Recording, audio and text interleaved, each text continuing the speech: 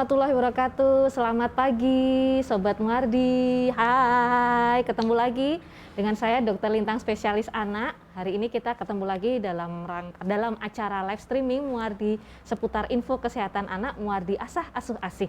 Anak sehat, anak hebat, anak sehat Indonesia hebat ya. Ketemu lagi ya, senang sekali hari ini menemani Sobat Muardi dan juga ayah bunda tentunya dengan info-info menarik seputar kesehatan anak. Nah, hari ini nih kita topiknya spesial karena dalam rangka memperingati Pekan Menyusui Sedunia atau bahasa Inggrisnya ini internasionalnya adalah World Breastfeeding Week ya. Yang diperingati setiap tanggal 1 sampai dengan 7 Agustus 2000 setiap pekan ya, tiap tahun ya. Nah, hari ini kita sudah menghadirkan beberapa narasumber yang sesuai dengan topik kita nih. Hari ini adalah topiknya mengatasi masalah-masalah menyusui pada bayi. Nah, ini tentunya banyak sekali ya ibu-ibu yang moms ya, bunda yang masih menyusui, yang punya masalah-masalah menyusui. Nanti silahkan boleh bertanya di klik kolom komentar di Instagram, Facebook, silahkan. Mau kirim-kirim salam juga boleh. Nah, sebelumnya kita sapa dulu nih narasumber kita hari ini. Yang pertama nih ada, beliau adalah Dr. Dwi Hidayah, spesialis anak konsultan. Selamat pagi, Dr. Yaya. Ya. Nah, beliau Dr. Dwi Hidayah ini kita panggil Dr. Yayah ya, Dok. Ya, panggilan ikrip ya, atau panggilan akrabnya kita panggil Dr. Yayah ya. Dr. Yayah ini beliau adalah konsultan perinatologi atau konsultan bayi baru lahir ya, Dok. Ya, bayi baru lahir sampai dengan usia 30 hari ya. Beliau adalah dokter spesialis anak konsultan perinatologi di Rumah Sakit Dr. Muardi. Nah, cocok banget dengan topik kita hari ini nih. Kemudian karena ini topiknya spesial, hari ini kita sudah kehadiran juga narasumber yang kedua adalah Bu Bidan cantik, Mbak Bidan sih sebenarnya ya. Mbak Bidan, Mbak Nanda, Mbak Nanda Artika ya. Selamat pagi Mbak Nanda. Pagi, sehat ya? Alhamdulillah sehat. Cerah selalu nih ya. Mbak Nanda, beliau adalah salah satu Bu Bidan nih, bidan di Rumah Sakit Dr. Muardi ya. Tentunya mungkin ayah bunda atau bunda-bunda nih yang pernah melahirkan di Rumah Sakit Dr. Muardi pernah ketemu sama Mbak Nanda ya, yang menolong persalinan ya. Ya, semangat terus ya Dokter Yayah dan ya, Mbak Nanda nih hari ini ya, karena kita mau sapa-sapa dulu nih sama teman-teman Sobat Muardi, ayah bunda yang di Instagram maupun di Facebooknya Rumah Sakit Dr. Muardi. Ini yang bergabung di Instagramnya Rumah Sakit Muardi sudah banyak sekali nih. Sudah ratusan ya Mbak Wika ya yang sudah bergabung ya. Terima kasih ya sudah bergabung, sudah join di Instagram. Silahkan yang mau bertanya, mau klik di kolom komentar, silahkan mau mengajukan pertanyaan tentang seputar masalah-masalah menyusui. Sebenarnya nggak bertanya juga nggak apa-apa loh, mau diskusi, sharing-sharing pengalaman juga boleh, atau kirim-kirim salam juga boleh nih. Sudah ada yang kirim salam nih dari Dokter Yongki ya. Dokter Yongki yang sudah centang biru. Halo Dokter Lintang, selamat pagi Dokter Yongki. Lama tidak berjumpa. Ayo kapan main ke sini ya Dokter Yongki ya. Mengisi Instagramnya Muardi Live ya, yang sama Dokter Yongki lagi ya. Selamat pagi ya Dokter Yongki ya. Ya, mau kirim-kirim salam buat Dokter Yayah atau Mbak Nanda juga boleh loh, silahkan ya. Kirim-kirim salam penggemar, biasanya ada Dok. Biasanya ada Dok. Ya, di Rumah Sakit Dr. Muardi di Facebook juga silahkan ya. Biasanya yang di Facebook nih sudah dari Sabang sampai Merauke Dok. Sabang hadir, Papua hadir, Hong Kong hadir, Jerman hadir, Mas. Dari mana-mana Dok, sudah go internasional kita Dok. Ya. Kirim salam buat Bu Bidan cantik dari Agus Wahyudi, Agus Tri Wahyudi. Ya. Ini pasti penggemar ya Mbak Nanda nih. Ya. Suami Dok. Oh suami, lah ya penggemar nomor 1 kan, support system nomor 1 itu adalah suami. Ya. Ya, sebelum kita jawab pertanyaan nih, kita bahas dulu ya. Kita overview dulu nih dengan Dokter Yayah ya Dok ya, tentang menyusui ya. Sebelum kita bahas topik tentang masalahnya nih, masalah menyusui, sebenarnya untuk menyusui itu kan ada teknik yang benar ya Dok ya. Nah ini seperti apa sih Dok? Ya boleh. Dokter Lintang, kita sharing saja terutama untuk ibu-ibu atau moms yang baru ya, baru putra pertama, mungkin masih agak kaku-kaku gitu ya, belum ada pengalaman sebelumnya begitu.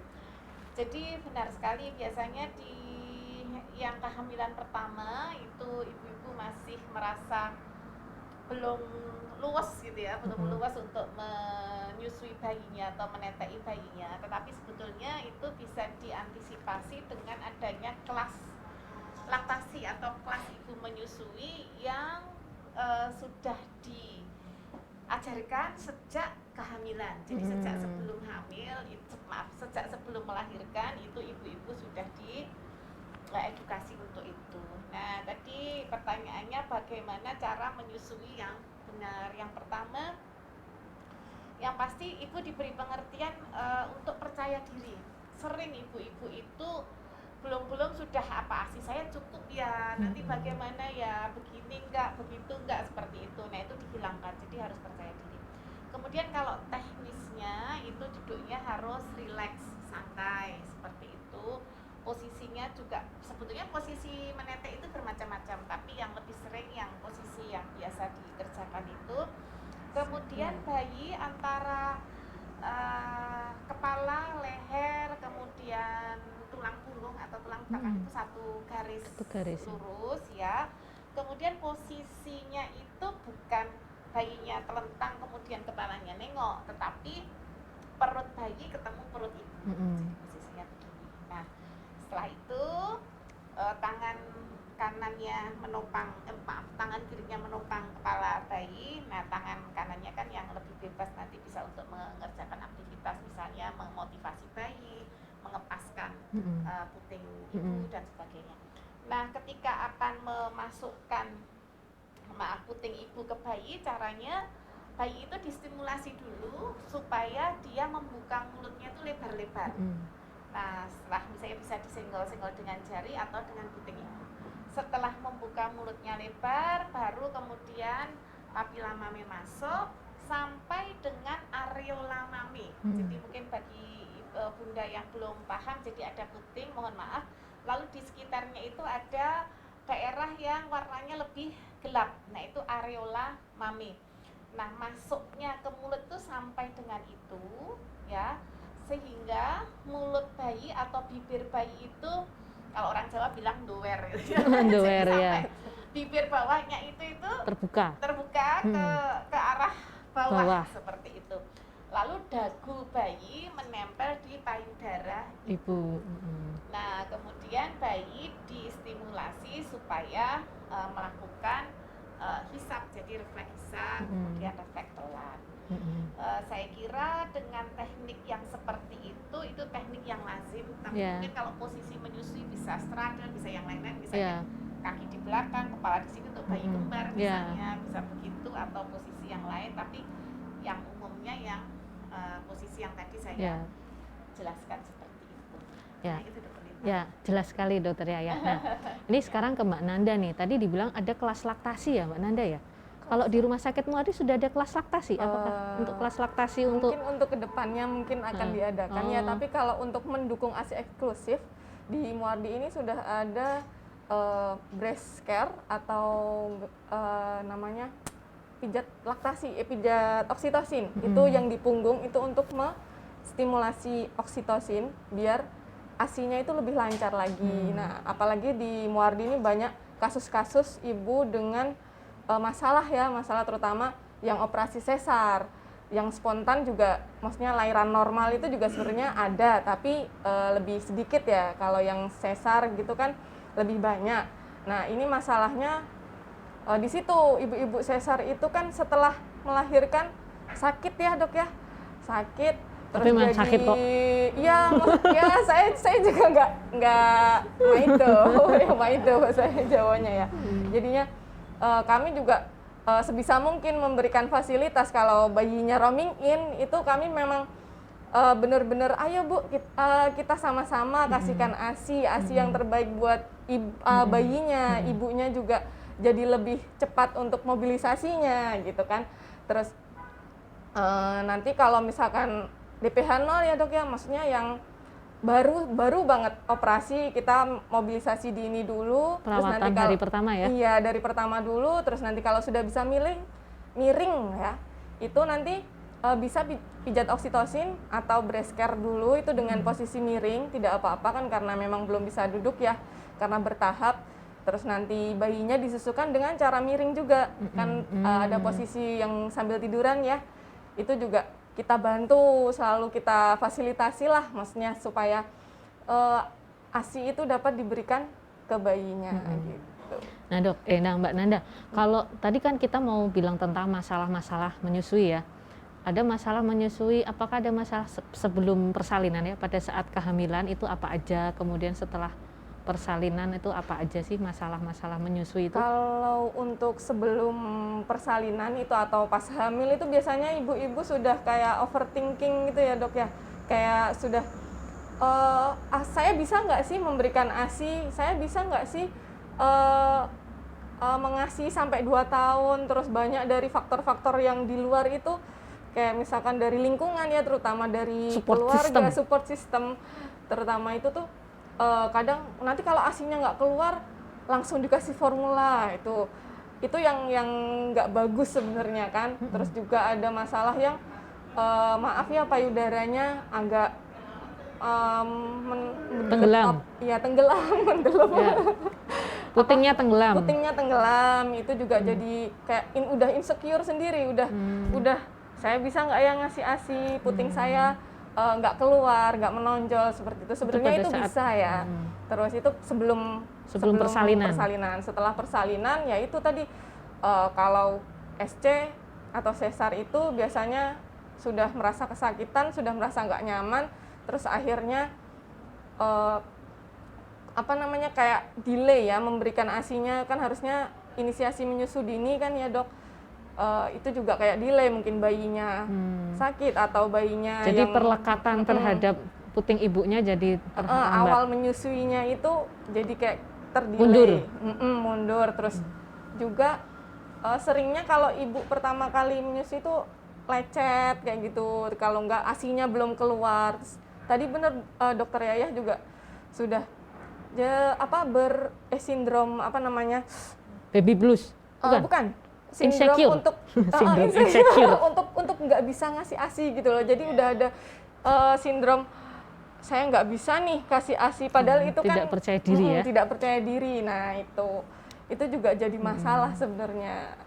Terus ada juga payudara yang bengkak karena mungkin kurang lancar bayinya disusuinya, karena bayi baru lahir kan sering tidur ya dok ya.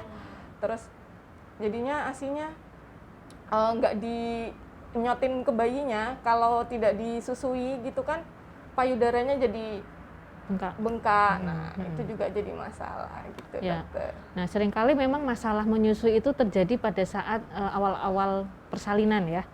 Karena ibunya, terutama ibu-ibu yang baru anak pertama, kemudian bayinya baru lahir, tentunya ibu juga perlu proses ya, antara ibu dan juga bayi tentunya butuh keterampilan dalam menyusui dan disusui ya. Karena menyusui itu kan tidak ajaib ya dok, butuh keterampilan ya Mbak Nanda ya, butuh keterampilan dalam menyusui, sehingga ibu-ibu yang hamil harus belajar teknik menyusui yang baik dan benar nih ya. Sehingga keberhasilan menyusui itu bisa tercapai ya, karena keberhasilan menyusui itu sangat dipengaruhi pada saat awal-awal proses, awal-awal persalinan nih. Nah, ini ada pertanyaan nih, sudah ada pertanyaan nih dari Dokter Yongki. Wah, Dokter Yongki sudah kirim-kirim salam, masih ngasih pertanyaan pertama ya. Terima kasih ya. Bagaimana kalau ASINya nggak lancar, harus ngapain aja ya? Salam untuk Dokter Yayah dan Mbak Nanda. Dan juga Mas Reza dan Mbak Mary Grace ya. Sayangnya Mbak Mary nggak ada nih, adanya Mbak Wika. Ya. Bagaimana Dokter Yayah dulu nih? Ya, terima kasih. Mungkin tadi menambahkan sedikitnya dari Mbak Nanda. Jadi kalau bayinya tidur itu paling lama 3 jam harus sudah diingatkan untuk minum. Jadi kalau teorinya kan untuk awal-awal hari awal itu kan 8 sampai 12 kali per hari. Per hari ya. Per 2 sampai 3 jam. Jadi kalau tidurnya sudah lebih dari 3 jam itu sebaiknya diingatkan. Ya. Jadi kadang-kadang kan nanya, dok lah ini nggak minum, loh kenapa kok nggak minum lah, tidur terus di rumah dok, tidur terus gitu. Jadi memang harus dibangunkan ya dok ya. Ya untuk awal-awal loh ya, nanti selanjutnya bayi itu sudah akan otomatis terbangun kalau dia rasa lapar. Ya terima kasih Dokter Yongki. Ya. Ya, Dok- salam kembali ya main ke sini. Ya. Kalau Mbak Nanda bagaimana nih Mbak Nanda? Bagaimana kalau asinya Ini, nggak lancar ya, nih dari tadi Bu Bidan? belum dijawab ya untuk asinya tidak lancar. Mbak Nanda dulu atau saya Monggo dulu? Dokter Oh, ya. Rin, mohon. Ya. Tadi sebetulnya sih kembali ke percaya diri tadi ya. Jadi kalau awal itu memang ya, jadi untuk kelenjar susu masing-masing ibu itu berbeda. Ada yang kelenjar susunya mungkin banyak, ada yang sedikit, sehingga kadang-kadang ada body shaming, loh kok nggak ngasih ASI gitu, karena ASInya sedikit. Kasihan ibunya, karena memang barangkali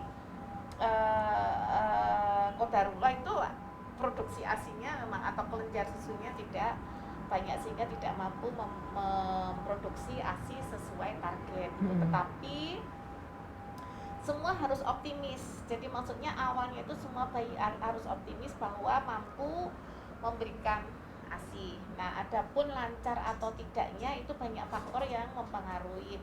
Di antaranya yang pertama tadi dulu, psikis dulu. Jadi kalau dia sudah underestimate atau sudah ngelopro duluan seperti itu akan pengaruh. Kemudian faktor nutrisi ibu. Jadi ibu menyusui ya mestinya harus banyak mengkonsumsi makanan-makanan yang bergizi, harus cukup minum dan sebagainya. Lalu hormon oksitosin. Jadi suami harus mendukung. Jadi dukungan suami itu juga harus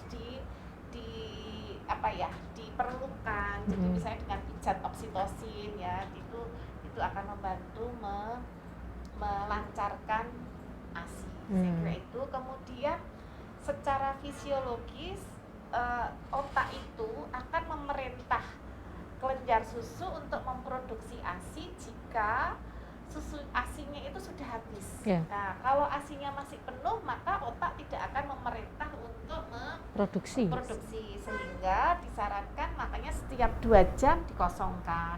Kalau 2 jam kosong, otak memerintahkan kelenjar ASINya untuk memproduksi, begitu. Jadi semakin sering minumkan, ditetekkan, atau kalau misalnya bayinya tidur pada rasa sudah penuh yaitu dipamping, kemudian bisa disimpan, diberikan nanti kalau bayinya sudah terbangun. Atau kalau misalnya tabungannya banyak, nah itu juga nanti kalau misalnya pas ibunya pergi, nah bisa diberikan. Jadi memang setiap 2 jam diharapkan untuk dikosongkan. Mungkin itu. Nah, dari Mbak Nanda dan silakan. Sedikit menambahkan nggih, Dok. Untuk jadi mindsetnya ini saya ya terutama, saya juga masih menyusui. Jadi menyusui adalah ibadah gitu. Itu dari awal sebelum melahirkan, jadi sudah dikasih mindset dulu nih, menyusui itu sudah dianjurkan, disuruh lah intinya sama Allah, sama Tuhan, dari agama apapun itu menyarankan untuk memberikan ASI, menyusui, karena ASI itu yang terbaik untuk anak kita, kecuali dengan indikasi medis ya, Dok ya. Terus untuk kemudian yang kalau ASINya tidak lancar, ini bisa dengan sekarang itu lagi marak power pumping gitu ya, Dok ya. Power pumping ini untuk minggu-minggu awal setelah melahirkan itu bisa dilakukan untuk memperlancar ASI dengan memompa tadi setiap 2-3 jam. Misalkan yang bayinya menyusui di sebelah kiri, nanti yang sebelah kanan bisa dipompakan. Nah, nanti ASINya itu pasti pertama kali itu pasti baru sedikit, karena memang bayi itu kebutuhannya juga sedikit dulu nggih, Dok ya. Terus itu terus, jadi setiap 2-3 jam malam-malam pun harus bangun menyusui bayinya, nanti gantian yang sebelah sini terus disimpan. Nah, itu sangat-sangat berguna banget ya power pumping itu untuk kedepannya. Itu untuk 2 tahun cukuplah, untuk 2 tahun itu pasti bisa. Dan menjaga kuantitasnya karena semakin dikeluarkan, benar tadi dokter, semakin dikeluarkan ASI akan selalu diproduksi. Karena kalau tidak dikeluarkan, nanti otak itu kayak punya, oh ini udah cukup nih di payudaranya ibu, berarti tidak usah keluar lagi ASINya. Nah, itu yang menghambat ASI sebenarnya tuh itu, gitu, dokter. Jadi tergantung bagaimana perjuangannya ibu nih, perjuangannya bunda nih, bagaimana mau memperjuangkan atau tidak. Terutama pada saat awal-awal ya dok, terkadang kan bayi baru lahir hari pertama kebutuhan ASI-nya juga masih cukup sedikit ya, dan itu disesuaikan dengan produksi ASI ibunya. Atau kadang-kadang ibunya baru keluar sedikit dok, sebenarnya masalah nggak sih dok itu? Karena kadang-kadang keluar tuh harus punya cuman keluar 5 mili gitu, kadang-kadang terus itu bikin insecure. Nah kadang-kadang support sistemnya tidak kurang mendukung nih, kurang dukungan, sehingga ditambahkan aja nih susu formula begitu. Kalau untuk bayi itu masih bayi sehat ya, bayi yang sehat. kita bicarakan bayi sehat. Beda lagi kalau bayi-bayi yang saya bayi yang rawat sakit itu, ya, dokter ya ini banyak sekali setiap hari merawat bayi-bayi sakit ya dok ya. Ya bayi-bayi risiko tinggi. Kalau bayi sehat itu masih bisa, teorinya masih bisa menunggu 2-3 hari untuk sampai dengan produksi ASI itu cukup. Jadi tidak perlu khawatir, tetapi ada beberapa hal yang harus kita waspadai. Jadi diantaranya demam. Kalau bayinya mulai demam, kemudian mulai kuning, kemudian urinnya sedikit dan warnanya kuning tua seperti itu, nah itu mungkin perlu kita pertimbangkan. Tapi selama bayinya baik-baik saja, itu masih bisa menunggu 2-3 hari. Nah kadang-kadang mungkin sering juga itu ASI itu baru mulai banyak setelah 2-3 hari seperti itu. Jadi untuk bunda yang hari pertama ASI-nya belum cukup tidak perlu khawatir. Jadi tetap harus optimis ya, tidak perlu kemerungsung, kecil hati. Jadi tetap optimis, tetap harus banyak makanan bergizi, kemudian banyak minum, dan terus telaten mencoba menetei setiap 2 jam. Ya seperti itu. Ya, jelas sekali dokter ya. Ini kita ada yang kirim salam nih dok, dari dokter Luki, spesialis anak. Selamat pagi, guru kami dokter Dwi Hidayah, spesialis anak konsultan, dokter Lintang. Semoga sehat selalu ya. Ya, terima kasih dokter Luki. Ya, ini dokter Luki dokter top di Bali ya. Ya, sekarang udah jadi selebgram dok. Ya, ini sukses selalu nih dok. Ini mungkin ayah bunda nih sekalian ya. Kalau yang mau join dengan dokter Luki SPA nih, bisa loh diklik. Bisa jadi followernya tuh, banyak info-info menarik. Ya, saya juga follow dokter Luki. Nih ada dokter Luki nih, ternyata Bu Bidan ini Mbak Nanda ternyata followernya dokter Luki nih ya. Ya terima kasih. Ini ada kirim salam juga nih dari Arum Virgi. Nah salam sayang Tante Nanda, dokter Dik Lintang. Wah ya. Ya salam kembali ya Mbak Arum. Ini sudah ada yang tanya lagi? Belum ada yang bertanya. Silakan ya ayah bunda yang mau bertanya tentang masalah-masalah menyusui, mau sharing, kita diskusi di sini, klik di kolom komentar di Instagram maupun di Facebook ya. Mungkin sambil menunggu dok. Pertanyaan, mungkin bagi bunda yang bayinya prematur itu mungkin ada masalah saat menetei ya. Jadi itu sama, yang penting kita harus optimis. Jadi kalau bayinya lahir prematur memang agak berbeda dengan bayi yang lahir cukup bulan. Ya, memang untuk bayi-bayi yang lahir 34 minggu ke atas itu refleks hisap, refleks telan dan koordinasi dengan napasnya sudah baik. Sudah teratur ya, sudah tidak ada masalah dengan pemberian ASI menetek langsung. Jadi tidak perlu ragu-ragu untuk 34 minggu ke atas. Tapi untuk bayi yang 34 minggu ke bawah, jadi 32-34 minggu, nah itu mungkin barangkali masih dirawat. Nah itu nanti yang mengelola adalah tenaga kesehatan di rumah sakit tersebut. Mungkin masih harus dengan sonde, tetap ASI. Jadi ibu tidak perlu khawatir, jadi tetap ASI, nanti ASI-nya dikirim ke rumah sakit, maka kami yang akan memberikan. Kalau refleks hisap, refleks telannya belum bagus, kami lewatkan sonde atau OGT ya, OGT orogastrik tube ya. Nah, ketika refleks hisap, refleks telannya sudah baik, maka kita latih untuk langsung menetek. Nah, itu langsung ditetekkan ibunya. Nah, itu telateni saja sampai nanti di rumah. Ya, kalau di rumah salah satu syarat pulang itu memang refleks hisap, refleks telan dan koordinasi napasnya sudah baik. Jadi kalau sudah di rumah tetap ditelateni, kemudian perhatikan tanda-tanda bahaya, misalnya tersedak, kemudian bayinya biru, atau demam atau kuning, nah itu segera bawa ke layanan kesehatan terdekat. Ya, ya jelas sekali dokter ya. Ya. Ini kadang-kadang yang masalah menyusui itu pada saat awal-awal pertama kehidupan menyusui itu terkadang orang ibu kan cukup nggak ya ASI saya itu kan gitu daging pertanyaan. Dok, saya tuh sudah nyusui nih 3 hari ketiga, hari keempat sampai dengan 1 minggu. Kira-kira ASI saya cukup nggak sih dok sebenarnya gitu? Nah, tanda kecukupan ASI, ASInya artinya ASI yang diberikan ibu itu cukup itu apa aja sih dok? Ya, baik. Kalau yang dinamakan full fit atau full fit itu dia intake-nya itu cukup full, itu kalau dihitung volumenya itu 150 sampai 180 mili per kilo per hari ya untuk bayi sehat seperti itu. Jadi ibu bisa dengan mencatat misalnya jam sekian berapa mili, jam sekian berapa mili, nanti dalam 24 jam itu di jumlah itu full fit itu kalau sudah mampu 150 sampai 180 mili per kilo per hari.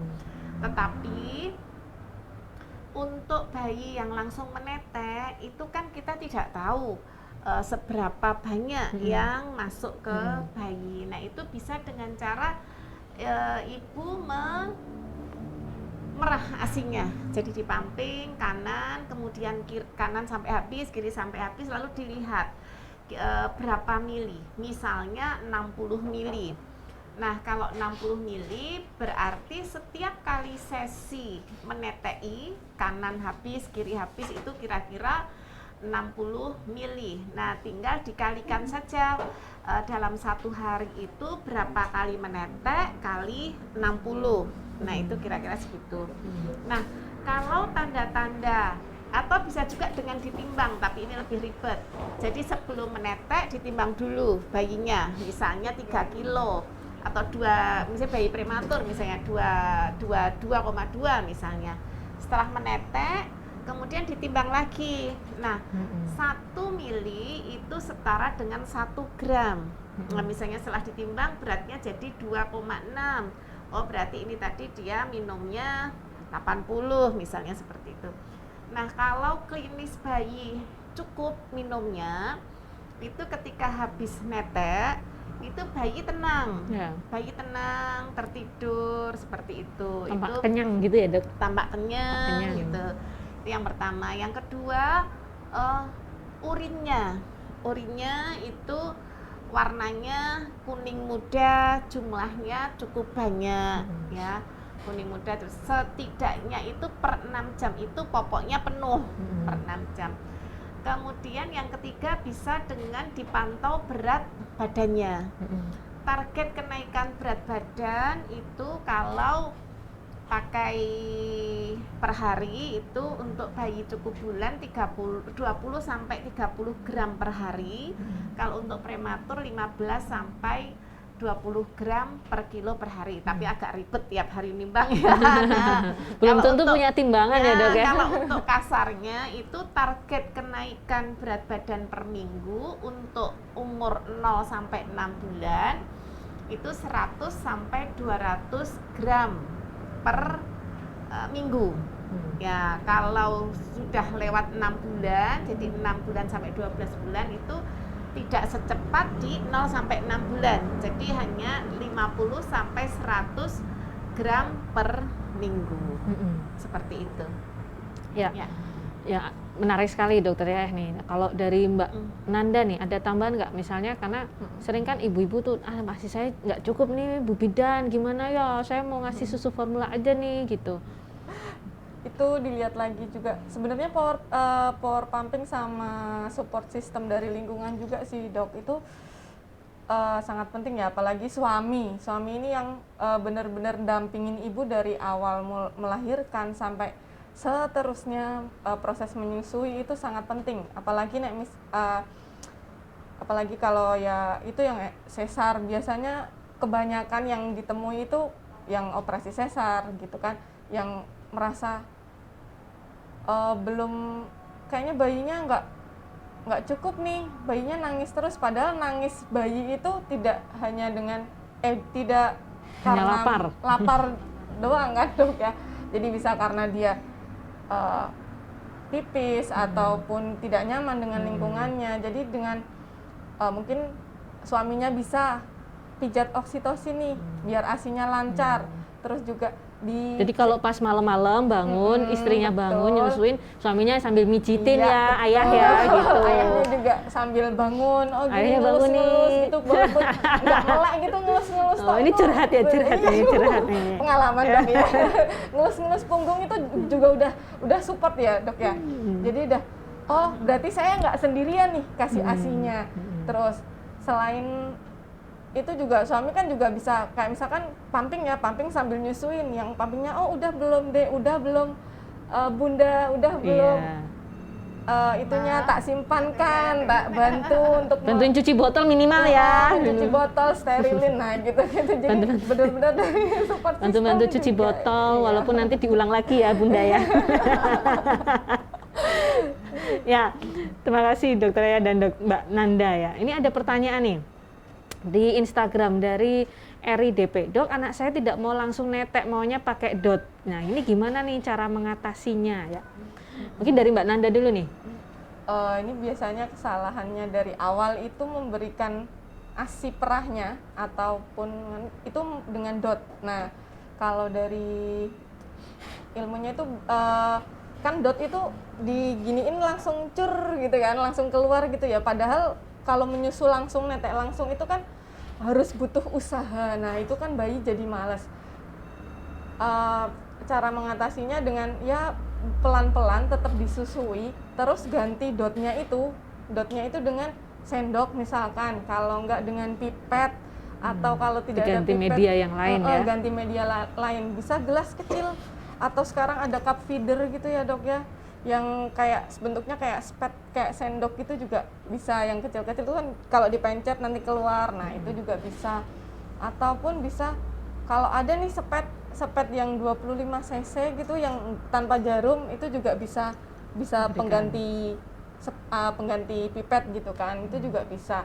Itu memang bingung puting ya itu kan ya, istilahnya seringnya itu memang karena bayinya sudah terlalu nyaman dengan dot, jadinya untuk menetek langsungnya itu jadi males gitu. Jadi memang harus perlu dari bundanya yang harus ayo deh, tapi jangan terlalu dipaksa. Jadi misalkan bayinya belum terlalu lapar ya dok ya, jadi dicoba untuk menyusui, jadi kan bayinya tenang, ibunya juga tenang. Kadang kan bayinya nangis terus ibunya tuh jadi ayo deh, terus nggak mau, terus kayak dipaksa-paksa. Nah itu buat trauma bayinya sebenarnya. Nah, jadi harus yang penting juga kenali dulu tanda lapar pada bayi ya. Nah itu betul. Jadi kan misalkan 2 jam nih, jadi sebelum 2 jam bisa dicoba disusukan. Nah itu juga bisa dok.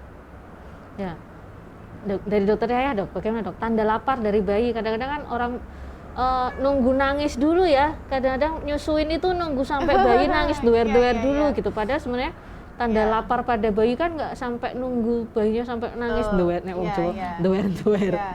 Jadi on cute, jadi sesuai permintaan. Jadi kalau ada itu di contoh materi itu, gambar itu, jadi mulai dari yang dia mencari-cari, geleng-geleng dulu, dia gitu cari ya, kok nggak ada, kemudian mulai nangis, kemudian marah, setelah marah kemudian tidur. Nah tidurnya itu bukan karena tidur kenyang tapi tidur capek. Ya seperti itu. Jadi on cute, jadi sesuai permintaan. Ya sesuai permintaan. Jadi jangan biarkan bayi sampai sudah nangis-nangis kecapean baru kemudian kita berikan ASI-nya. Ya. Kalau dia sudah bingung puting akan semakin sulit nanti disusuin langsung ya bunda. Sarannya sehingga disarankan memang menyusui sebelum bayi menangis keras ya, sebelum bayi terlalu lapar, sehingga dia tidak teriak-teriak tuh gitu. Nah itu. Nah ini ada juga pertanyaan nih dari Mbak Febriana 2584. Dok, bagaimana cara meningkatkan produksi ASI? Soalnya ASI yang keluar banyak payudara kanan tapi yang kiri sedikit tuh, jadi besar sebelah nih ya. Ya. Nih dokter Yaya dulu di dok, bagaimana? Terima kasih. Jadi idealnya untuk memberikan ASI itu kanan dan kiri itu harus sama atau seimbang. Jadi kanan ditetekkan, kiri juga ditetekkan. Lah sering-sering ini yang banyak yang kanan ya. Sering-sering itu kenapa produksinya menjadi berbeda? Karena yang satu sisi itu lebih sering ditetekkan, sedangkan sisi yang lain itu lebih jarang ditetekkan. Itu bisa karena ini kalau tidak ada masalah dengan payudara ya, maksud saya secara anatomi fungsinya tidak ada masalah. Karena jarang kan misalnya ada juga kan misalnya yang kiri ada masalah karena sakit tertentu seperti itu. Tapi kalau ini fisiologis saja, kemudian kok yang kanan lebih banyak, yang kiri lebih sedikit, lebih sering karena tidak seimbang antara frekuensi pemberian atau saat menetei yang kanan maupun yang kiri. Ini sering saya jumpai. Itu biasanya karena kebiasaan saja. Jadi posisi. Jadi karena sering menggendongnya itu begini, sehingga yang sering ditetekkan yang kiri. Sehingga yang kiri produksinya banyak, yang kanan tidak. Jadi waktu bayi dipindahkan ke kanan itu enggak mau karena mungkin jadi lebih sedikit, jadi dia harus refleks hisapnya harus yang lebih kuat. Bisa juga ini sering juga terjadi saat posisi tidur. Jadi posisi tidur itu bayinya mungkin yang di kanan terus atau yang di kiri terus. Nah itu pengaruh juga ke kepala. Jadi bisa dilihat karena kepalanya peyang, jadi sering nengok ke kanan ya, dan payudaranya lebih besar yang kiri karena yang ditetekkan yang sebelah kiri terus. Karena ibunya sudah PW dong. Ya, PW. Jadi mau udah ngantuk-ngantuk gitu ya, mau pindah posisi itu rasanya sudah berat gitu, sehingga pengaruh ke produksi ASI. Jadi lebih banyak yang sebelah, dan juga bayinya tadi itu jadi kepalanya peyang. Nah saran saya ya dibolak-balik lah, jadi semua maksudnya posisi itu jangan yang monoton seperti itu, jadi kanan kiri ditetekkan, kemudian posisi bayi juga kadang miringnya ke kanan, kadang miringnya ke kiri. Ya. Jadi ibunya yang pindah atau bayinya yang pindah-pindah ya? Ya, monggo senyamannya. Ya, senyamannya. Ya. Kalau dari Mbak Nanda nih, bagaimana ya Mbak Nanda? Apakah meningkatkan produksi ASI nih? Bagaimana ya caranya? Yang tadi itu dok, yang besar sebelah ya? Besar sebelah. Kalau ini pengalaman ya dok ya. Jadi kalau saya itu jadi ingat-ingat, oh tadi sudah nyusui yang sebelah kiri. Jadi kayak ada tabel sendiri sih dok sebenarnya, kayak di pinggir itu kayak kertas gitu, kiri kanan. Jadi udah centang, terus nanti centang lagi. Jadi kayak jadi ingat, oh tadi saya menyusui yang sebelah kanan, berarti ini nanti yang kiri. Saatnya sebelah gitu. kiri. Gitu. Jadi rata gitu ya, kan untuk mengingat karena saya juga pelupa ya dok ya. Jadi benar-benar kayak butuh alat bantu juga ya, itu bisa sih mungkin bisa dipraktekkan ya. Jadi untuk Mbak Febriana prinsipnya barangkali memang pengosongan payudara yang kanan dan kiri itu tidak seimbang ya, sehingga payudara yang kanan itu isinya banyak, yang kiri jadi sedikit karena yang kiri prinsip pengosongannya tidak rutin dikosongkan, sehingga payudara yang kiri produksinya akan semakin sedikit gitu. Nah nanti barangkali tipsnya dari dokter ya, dan tipsnya dari Mbak Bidan, Mbak Nanda nanti bisa dipraktekkan ya. Ini ada pertanyaan di Facebooknya, di Facebook dari Mbak Prita. Ya dok, kalau pada saat menyusui puting yang sebelah kiri tenggelam ya, mendelep, orang Jawa ya bilang mendelep. Apakah tetap harus diberikan atau bagaimana? Tapi kalau tidak diberikan kok ngerangkai itu bahasanya bengkak ya, payudaranya bengkak rasanya sakit, sehingga kalau diberikan pada bayi susah untuk menghisap putingnya ya. Bagaimana solusinya ya? Ya dari dokter Yayah nih. Ya terima kasih Bu Prita ya. Jadi memang benar sering ada masalah seperti ini. Jadi ketika putingnya itu tidak keluar sehingga bayinya itu sulit untuk melakukan pengisapan. Nah, tadi di awal tadi saya sampaikan untuk menetek itu distimulasi dulu bayinya supaya membuka mulut itu lebar-lebar.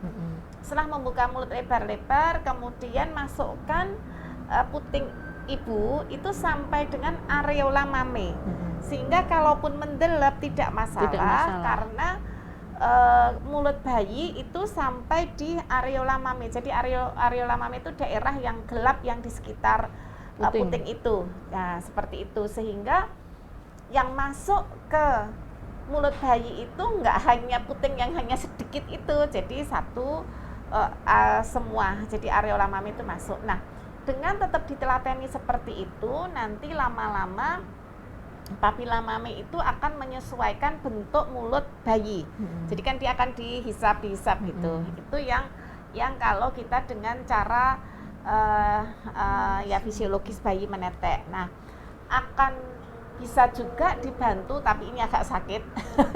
Jadi dengan spet, mungkin spet 10 cc ya Mbak ya? Biasanya 10 cc ya? 10 cc atau 20. Kalau 20. Kalau di rumah sakit seperti itu biasanya Dok ya, di awal itu ya? Kemudian dibuang depannya itu, lalu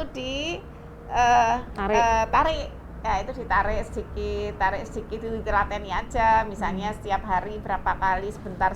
Tapi sekarang banyak loh Dok, di marketplace itu yang menjual nipple puller ya, untuk menarik puting yang tenggelam. Jadi nggak pakai spet ya. Ya, ada juga yang pakai shield, jadi kayak sambungan payudara seperti itu. Jadi mungkin bahannya silikon, terus bentuknya, tapi dengan alat itu kadang-kadang bayi tidak mau karena mungkin taste-nya beda, teksturnya beda seperti itu.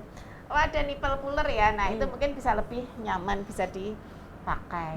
Seperti itu Bu Prita, mudah-mudahan bermanfaat. Nah, ini dari Mbak, ini kalau untuk Mbak Nanda nih, nah kalau ngerangka ya, payudaranya bengkak tidak diberikan, terus habis itu bengkak nih, nah ini bagaimana nih solusinya nih Mbak Nanda?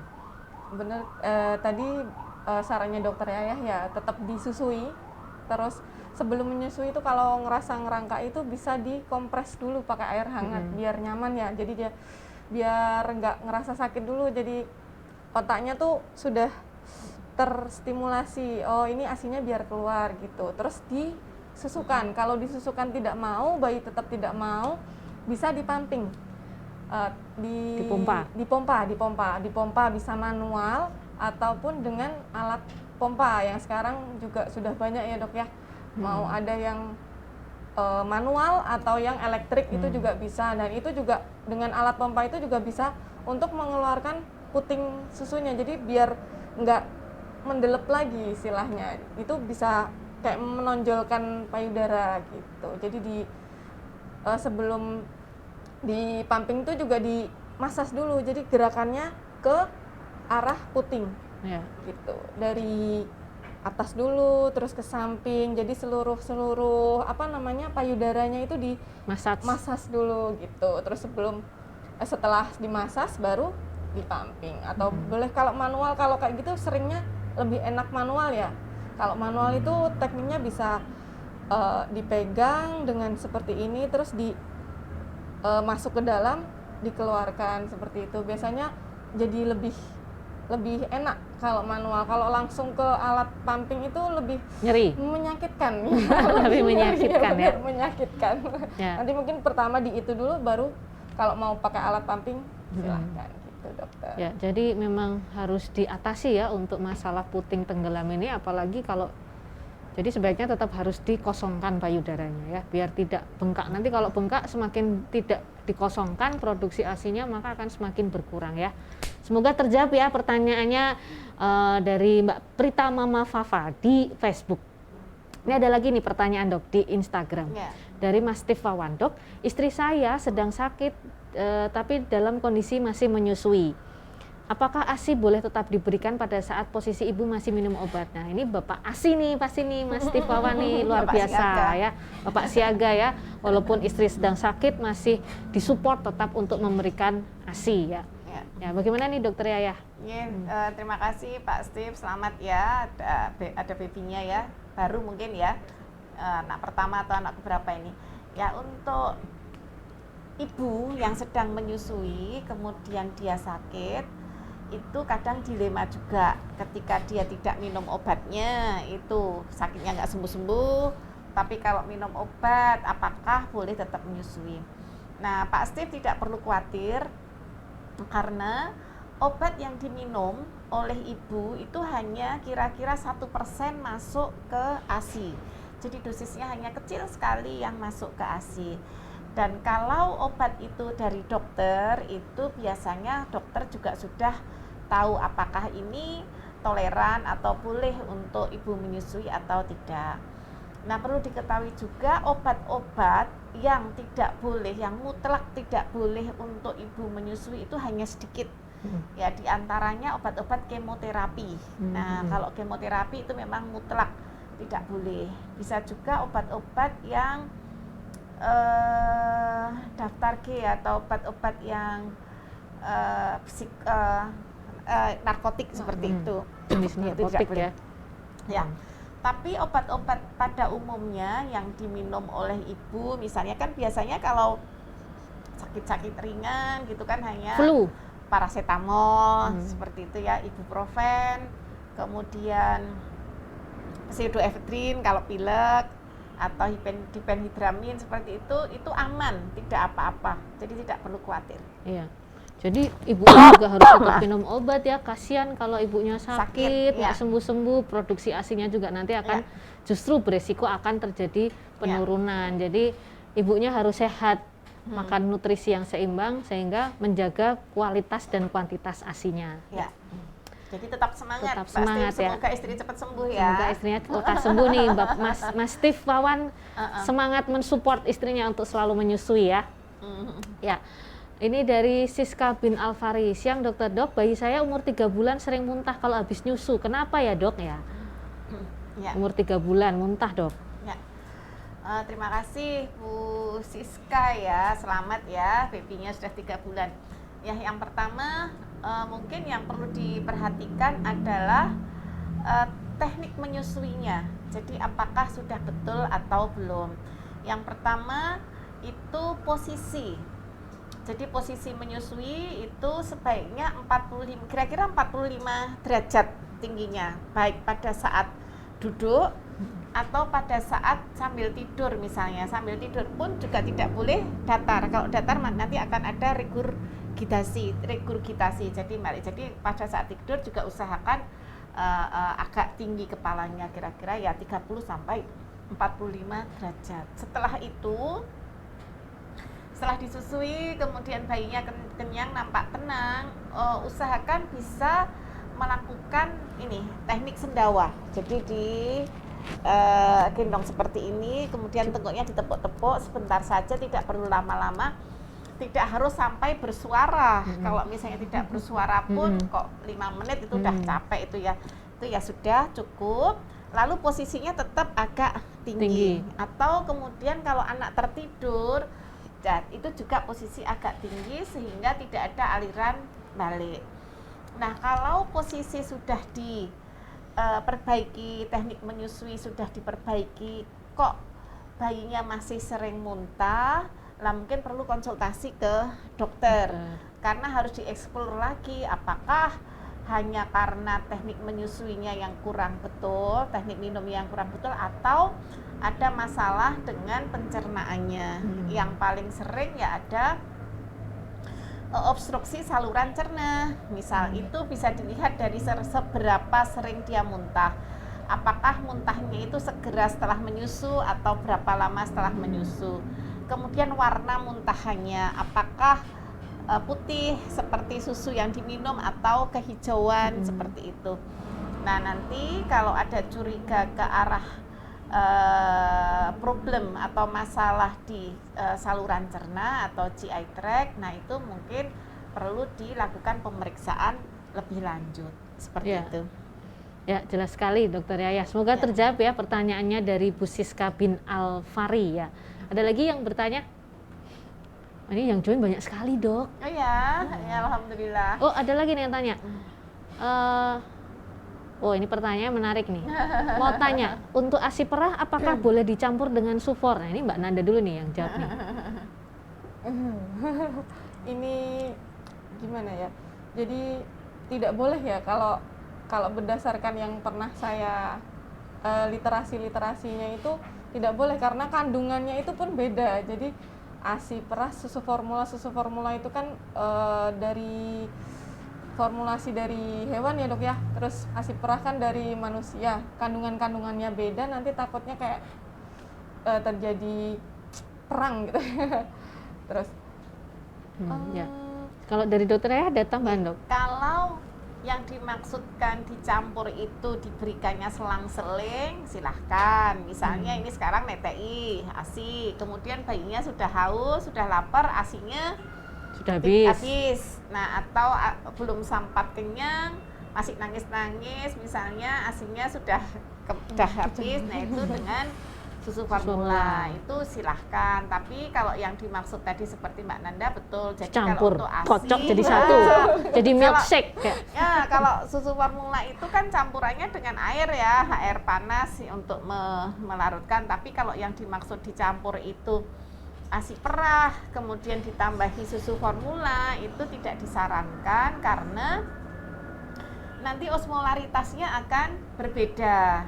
Ya, jadi kepekatannya akan berbeda dan juga panduannya tidak ada, misalnya berapa cc ASI, berapa sendok susu formulanya tidak ada. Bahkan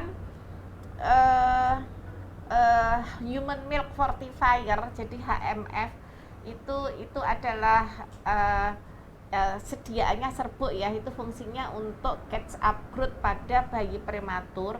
Itu dicampurnya juga harus dengan ASI, jadi tidak boleh dengan susu formula. Itu kaitannya dengan sama osmolaritasnya akan berbeda, mungkin lebih tinggi sehingga akan memperberat kerja usus, apalagi bayi prematur gitu yang gastrointestinalnya belum matang. Ya, jelas sekali ya Mbak Nanda dan Dokter Yaya. Ini ada lagi yang bertanya di Instagram. Wah, pertanyaan banyak banget dok. Semakin siang kita masih ada waktu kurang dari 10 menit ya, 5 menit. Masih ada yang bertanya nih ya. Mau bertanya, sekitar puting payudara lecet sehingga membuat ibu tidak nyaman menyusui anaknya. Nah, bagaimana nih solusinya untuk puting lecet? Ya, ini juga masalah ibu menyusui ya. Ya, dari Mbak Nanda dulu nih. Biasanya sering ya dikonsul ini sering Pak. Itu awal-awal menyusui ya. Hari pertama gitu kan ya dok. Yang pertama itu perbaiki posisinya seperti tadi sudah dijelaskan dokter ya, posisinya. Terus sebelum menyusui usahakan untuk diolesi dulu putingnya dengan ASI. Jadi dikeluarin dulu dikit, dioleskan dulu. Itu biar payudaranya lembab. Nah, kalau yang sudah terlanjur lecet nih, tetap disusukan. Terus kalau misalkan usahakan tetap dikasihkan ASI, itu juga bisa jadi kayak obat sendiri ya, obat dari ibu untuk ibu. Terus kalau sakit sekali itu bisa diperah, tapi memerahnya manual dengan tangan disarankannya, karena kalau menggunakan alat pumping jauh lebih menyakitkan dokter. Terus bisa juga